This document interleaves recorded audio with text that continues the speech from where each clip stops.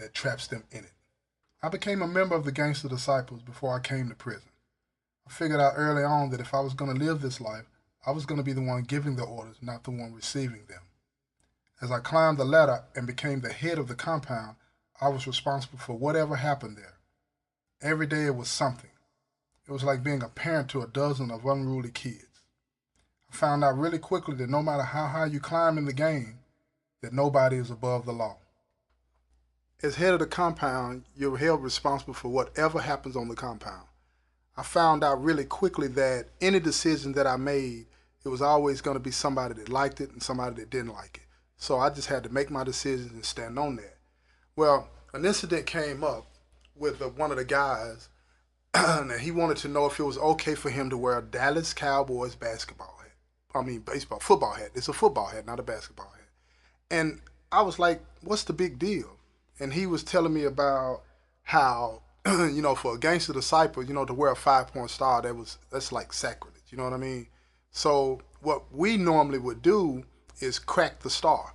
But at this time, I thought we had moved past that. You know what I'm saying? What is crack the star? Crack the star means like you know the 5-point star that's written on the Dallas Cowboy hat, right? What you do is you take a black magic marker and write a line right down the middle of it, and like you splitting it. You feel what I'm saying? Right. So, and if you do that, then you can wear the hat, right?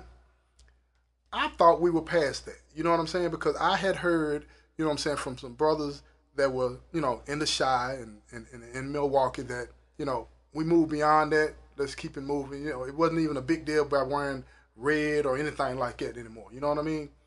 And evidently, it was still a big deal to some people in the state. So anyway, I made the decision. I said, man, nah, bro, don't worry about that. You know what I'm saying? I got it on good authority that, we don't have to worry about that no more. So some of the other guys that, they were more old school. You know what I'm saying? They didn't want to hear that. You know what I mean? They still wanted, to have that old way of doing things still around. You know what I mean? So they wrote some people, that I answered to. The people that ran the entire state.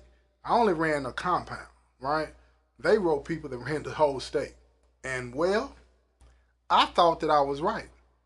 And one of the people that ran the whole state, he was at the same prison but on max in the back, right? And I used to go back there and see him every Wednesday and talk to him. So anyway, they wrote him and he wrote back and told them to tell me to make sure and bring that up and remind him of it when I went to the back to see him that Wednesday, right? I'm thinking no big deal. He just wants to talk about it, blah, blah, blah. Everything's going to be fine, right? Well,